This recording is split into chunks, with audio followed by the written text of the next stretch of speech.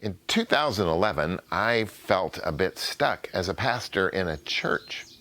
And I happened to go to a seminar that Kevin Ford was teaching in a place named Montreat, North Carolina, and I realized he knows something my church needs to know. So we began using his transforming church process, and certainly we read the book, and we brought Kevin out to work with our staff and our elders in a rather long and involved process of understanding who we were as a church. The transforming church process has a marvelous instrument that helps you measure some very important qualities in a church called a TCI index. And so when we began to use that, we discovered that we were not the church we hoped we were. And Kevin has a wonderful process to help you move and make a strategic plan of getting you from one place to another place. And over the next 18 months, we really were working that plan. And of course, the person in my seat needed a lot of help, that was me, to execute this kind of plan. And so Transforming Church process really provides you a coach to help you walk through those steps and make sure you keep moving that process forward. It had a wonderful effect on our congregation. It was work that we needed to do, but we needed a prompt and we need clarity to know what it was we were called to do. And both the external consulting process that Kevin gave us and the internal mirror to what we were as a church that came through the objective data of the TCI, those really helped us move forward. Churches are having a complicated time in this era moving from one paradigm of church to another. And this kind of instrument can be a great assistance to you along that journey, and I highly recommend it. Thank you.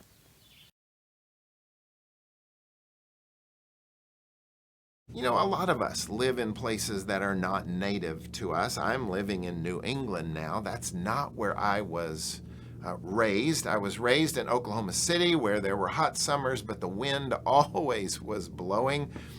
When I was a child, we always vacationed in southeast Texas in the last part of July and the early part of August. We don't normally think of southeast Texas as vacation land. I never went to Galveston, so it was not a beach vacation. It was a relative's vacation.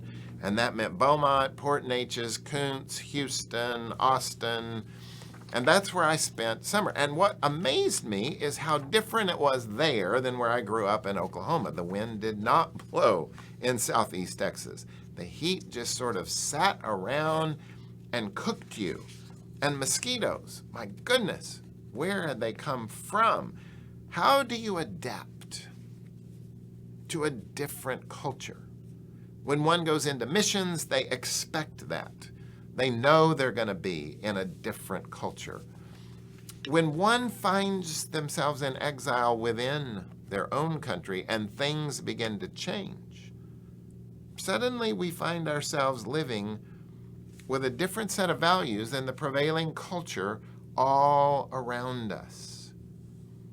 Assimilation into the culture is where God was sending the people who were exiles in Babylon. We saw that in our last session with Jeremiah. Settle down and plant gardens, plant trees, serve the community, love the place where you're called.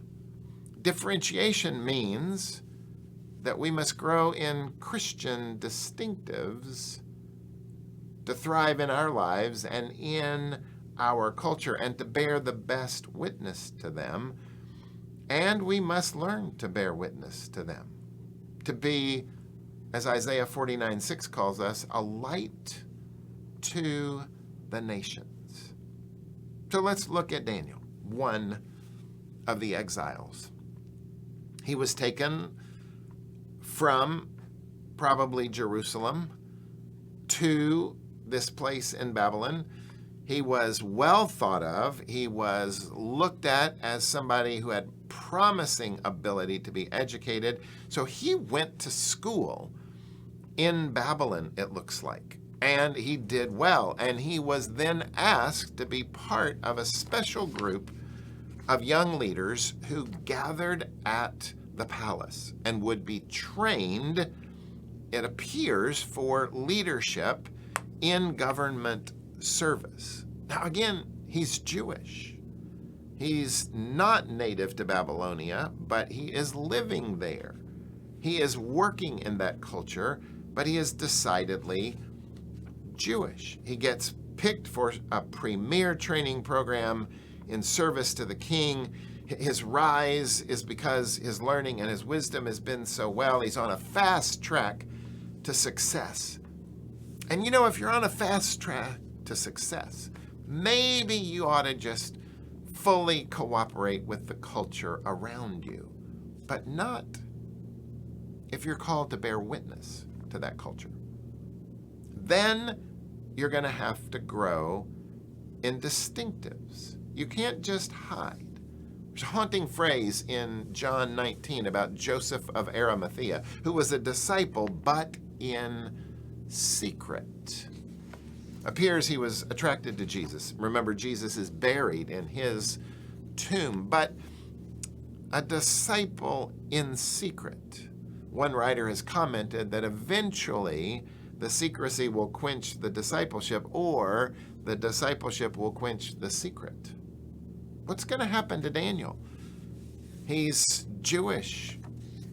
His heart is with the people of God, and now he's got this premier fast-track position to move toward government. And so he's being invited to be fed at the king's table. Now that means it's going to be some really good food. And it's going to be rich fare. And you know right off the bat, in Daniel's first challenge, is what am I going to do with the king's table? And so he and three friends, Shadrach, Meshach, and Abednego, they all decide they don't want to eat at the king's table. Now, there was a certain acquiescence that would come from eating at the king's table, because then you're obligated. But they asked, could you feed us just vegetables and nothing rich?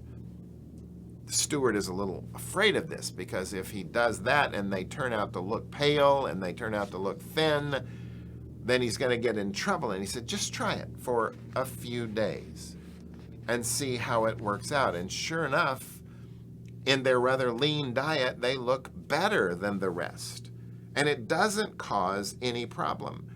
He decides to eat differently. He wants to be different. And therein is our first clue. To live as exiles in a culture and operate in a game that we might call missional, what about each of our lives becomes distinctive? How are we really different from our non-Christian neighbors, from our colleagues at work?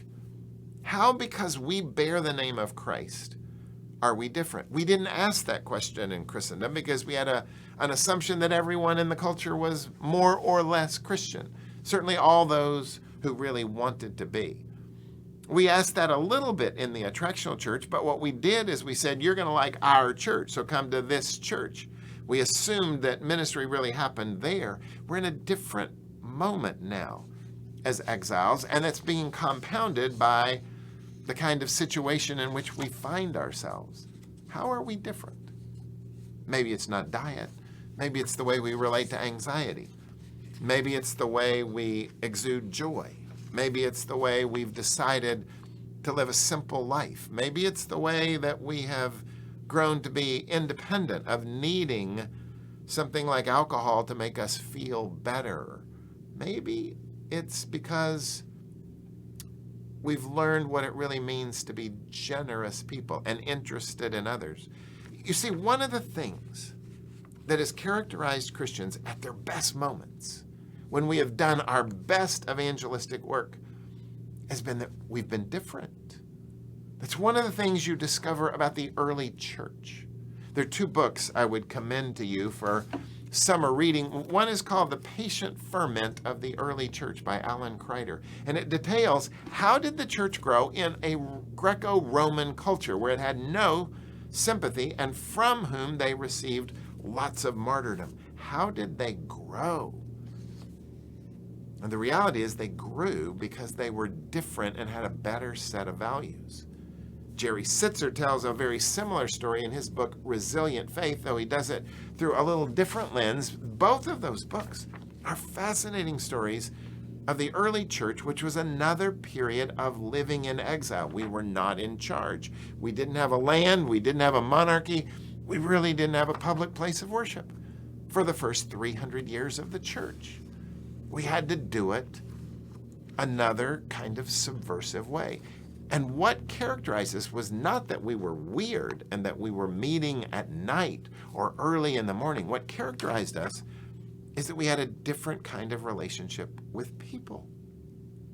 So Daniel is desiring to be different.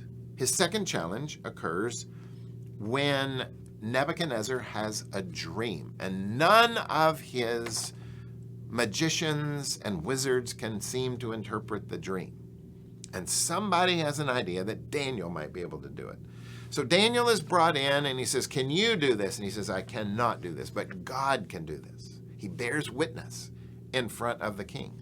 And as the king describes the dream, Daniel then gives an interpretation from God about that dream.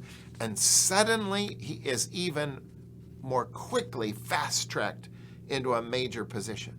He didn't have to say it was from God. But you see, he was different enough that he decides to bear witness and let them see that he is a light to the nations, that he's going to talk about the God of Israel in the land of Babylon. The third challenge relates to his friends. When they're supposed to bow down and worship a statue that Nebuchadnezzar foolishly erects, and when they refuse to do it, they are thrown into a fiery furnace, and yet God saves them out of that fiery furnace, and they're not worried one way or the other. They say, we believe God will save us out of this furnace, and if he doesn't, that doesn't matter because we are here to serve him. They bear witness. Their lives are different. They don't cling to their life tenaciously. They're willing to give it up in honor of serving someone greater. Martyrdom has always had a striking impact on people who have watched it occur. The fourth challenge comes with another dream that comes to Nebuchadnezzar. It has him very disturbed. And again, Daniel is the only one with God's help who can interpret it. And this dream does not turn out well for Nebuchadnezzar. And again, if you're Daniel, do you want to tell him the bad news that he's going to end up going mad and eating grass like an oxen? Or do you want to tell him, it's going to turn out just fine? You see, Daniel's different. He tells the truth to power.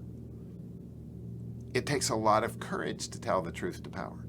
It takes an understanding of a kind of competence that we would have to be able to do that, a kind of character that we would have to do that, and Daniel has both.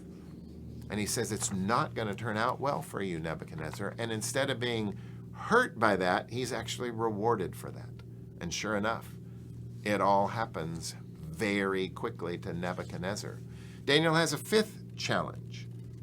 When the son, Belshazzar, has a vision of handwriting on the wall. One of the cliches of this culture, the handwriting was on the wall, comes from Daniel.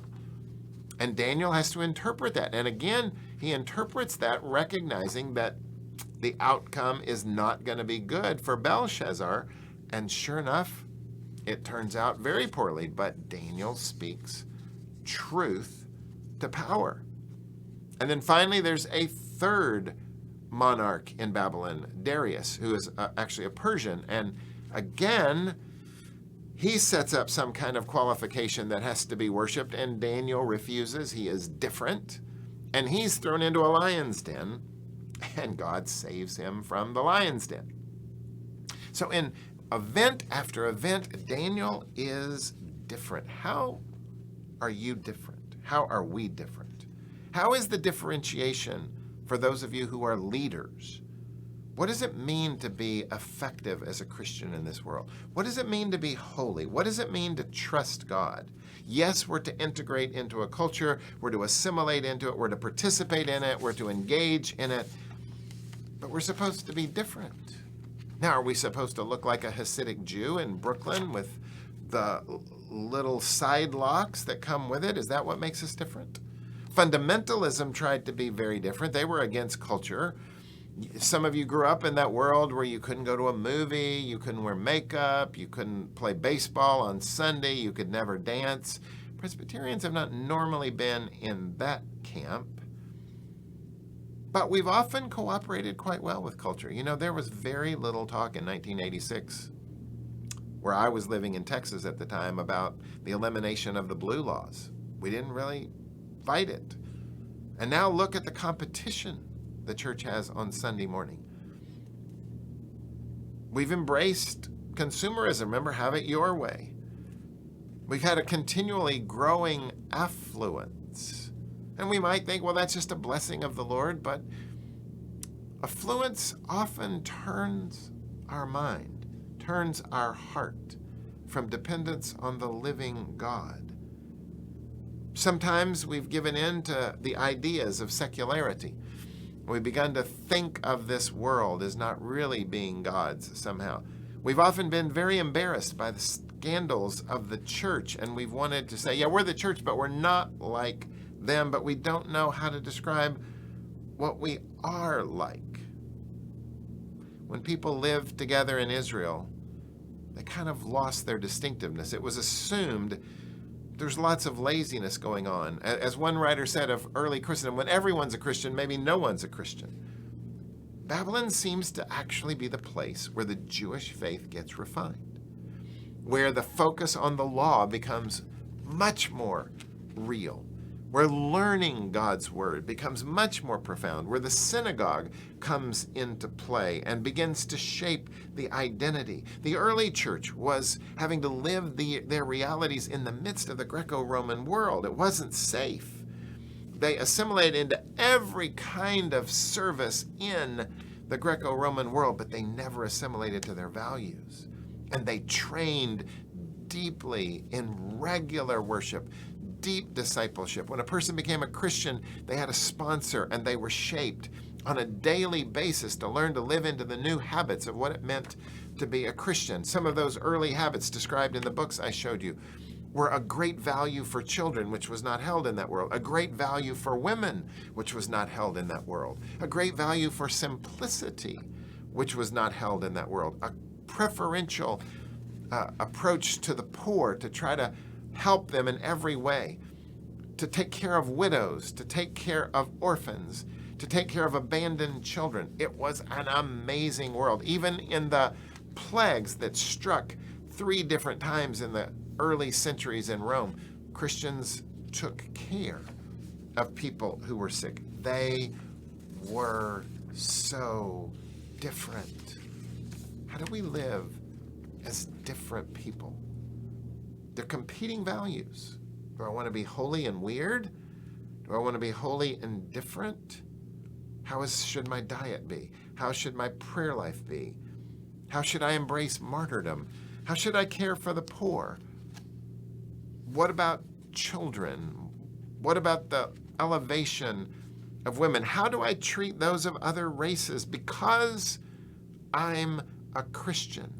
How do I focus on different ethnicities? Are my sexual ethics different because I am in Christ? A friend of mine at Gordon-Conwell, David Wells, says worldliness is that which makes sin look normal. And worldliness is always working on us as we assimilate into the culture around about us. And something big has got to happen in the middle of the life of a church that creates a distinctiveness for who we are. It's the process of discipleship.